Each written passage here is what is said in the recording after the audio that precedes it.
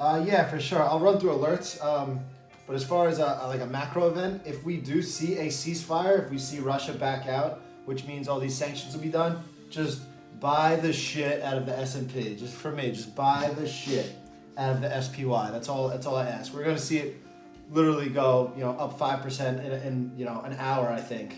And what'll happen is we'll see that bid come into the market, and we'll just see a green bar like we've never seen, and we'll say, what was the news? And then we'll read it was a ceasefire. Buy that bar, all right? As far as top ideas goes, we had this Regeneron trigger today right through this 624, 625 area. It gave a nice pop this morning. I know Val took this one and he took some off into the strength, but it's since retraced that move in this market weakness. This Halliburton gave a great, that's the wrong Hal. Halliburton gave a great move. We were trading all those oil names last week. They got extended. This Halliburton was one of the few that hung around and gave an entry today. You had to buy that one right off the open, so that one looked really nice. This AMAT, this was a short setup. These it's a industrial stock. Just testing a huge support area.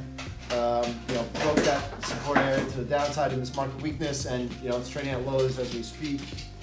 And then what happened with this IT? Yeah, so this IT was another short below this resistance area. We can see that one. It's trading lower right now, but it's it's on the third day down, so that's not as high probabilities of setup for us. We would rather buy short that after that first day down, but it's working out for now.